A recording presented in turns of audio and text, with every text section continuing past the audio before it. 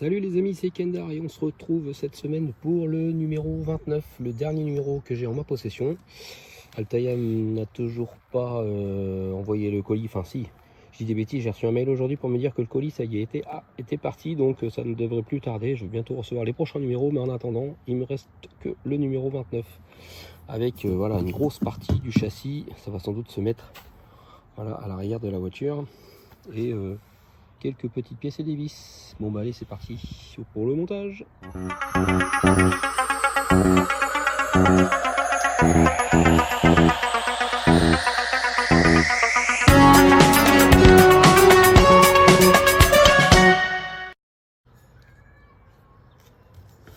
Alors, le liste des pièces, partie arrière du châssis.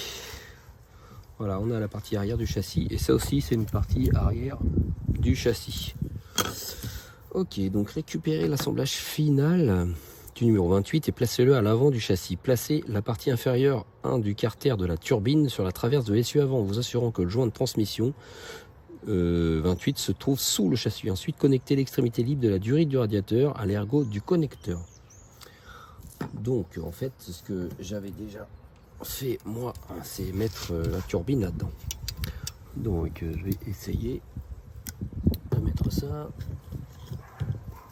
Il faut que ça soit là-dedans.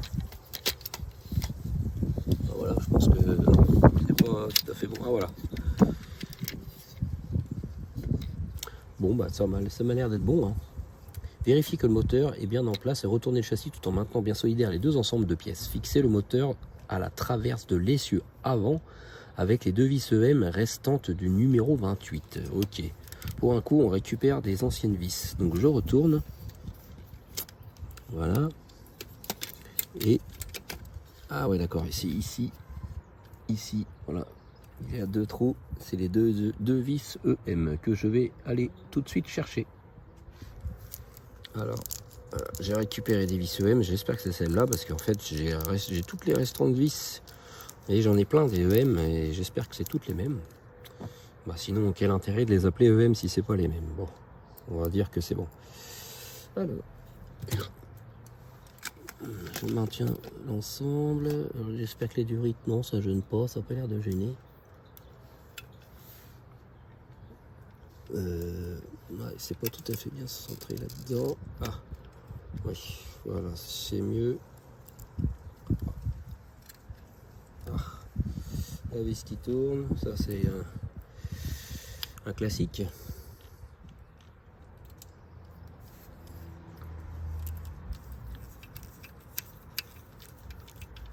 Voilà. Je n'ai pas vissé à fond, c'est juste pour que ça le maintienne. La seconde vis.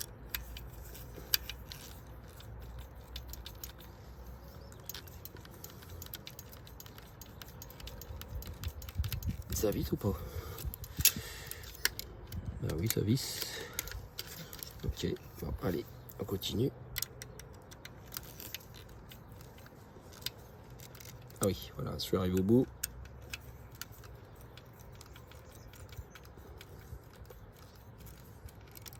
Voilà. Bon. Ah oui, tout est vraiment bien solidaire. Voilà. Tout ça, ça ne bouge plus. Alors, relier l'extrémité libre du câble de commande électronique à l'ergot libre du connecteur du câblage 2. Relier également l'extrémité libre du câble positif de la batterie sur la borne de la batterie plus proche. Alors là, autant vous dire que je ne comprends rien de tout de ce que c'est, ce qu'ils expliquent. Alors, je vais essayer de voir. Voilà, on regarde comme ça. Ah voilà. Ok, la batterie, elle est là. Et il y a une autre batterie ici. Ah oui, voilà, donc j'ai des durites à relier.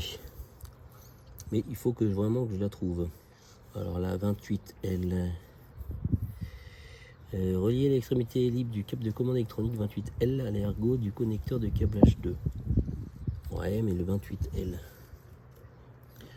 C'est le câblage. Ah oui, d'accord. Ah, ok, c'est la durite qu'on avait laissé passer à travers. Voilà.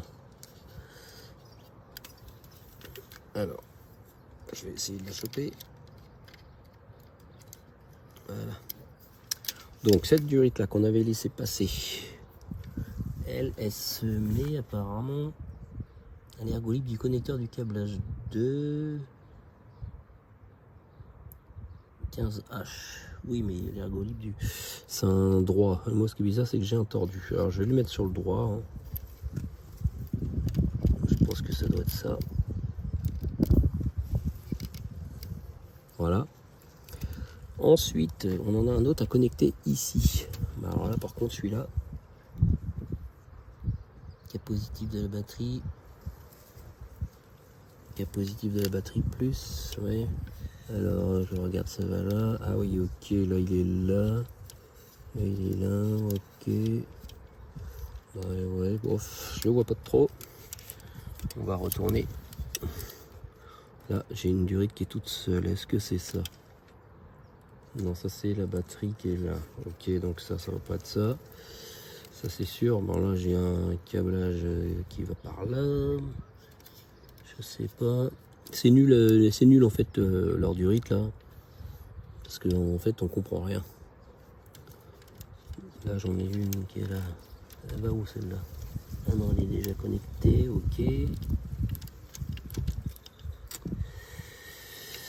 Et ben, je vais regarder ça plus tard. Je vais retourner à l'ancien numéro.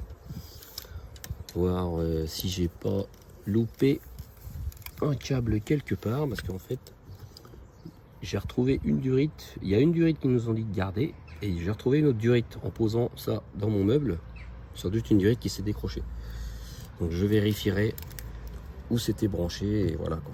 Donc là, récupérer la durite 1.28H et connecter là à l'une des roues. Donc ça doit être la durite qu'on devait garder la semaine d'avant.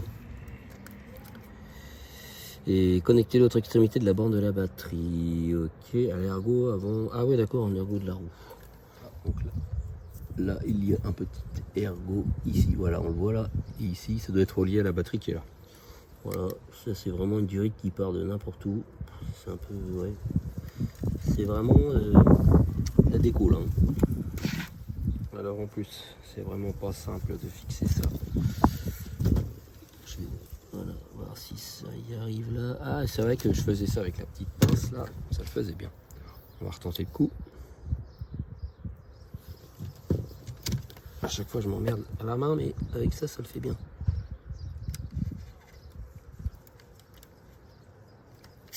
Et voilà. Et après, voilà, ça va à l'autre borne. Alors ça passe comment? Ouais, c'est ça, ça passe comme ça et comme ça. Ok. Encore une fois, j'aurais peut-être dû prendre aussi la petite pince pour mettre ça. Ouais, ben je crois que ça va finir comme ça. Effectivement. Alors, la petite pince, viens là, toi.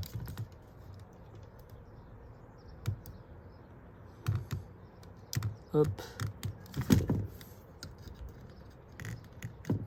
Voilà.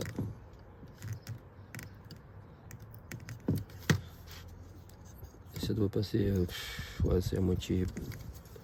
C'est à moitié nul. Ça, ouais, elle est un peu longue cette durée, je trouve. Ouais, c'est un peu chelou. Donc j'espère que la 28, la 28H, c'est bien celle-là qui est toute petite comme ça. Et pourquoi ils nous l'ont pas dit de faire ça la semaine dernière? Je comprends pas. On avait toutes les durites, ça on l'avait. Il fallait le faire en même temps. Bref. Récupérer le montage numéro 5 et enclencher l'interrupteur du boîtier à pile dans le trou rectangulaire de la partie arrière du châssis. Donc là on abandonne ça. On prend cette pièce là et on prend aussi justement le montage du numéro 5 que je vais aussi m'empresser d'aller chercher.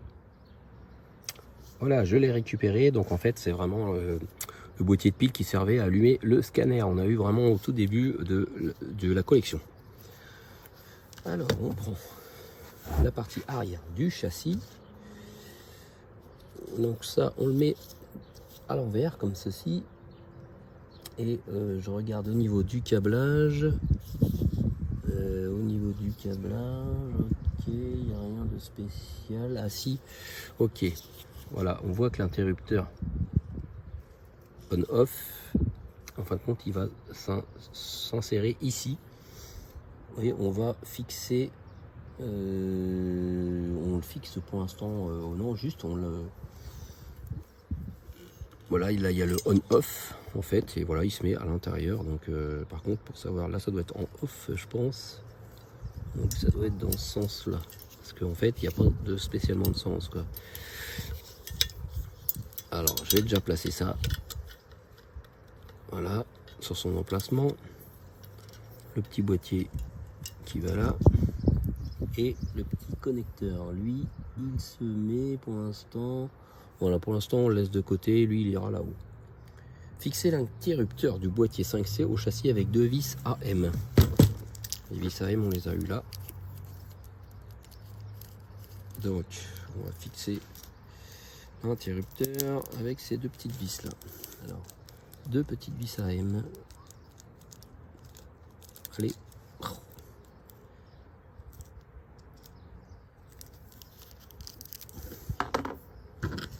Alors, je vais déjà en prendre une.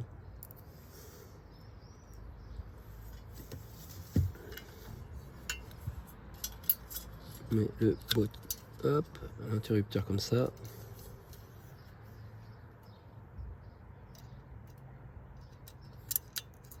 Oh, j'étais bien dedans, bien sûr, ça se barre.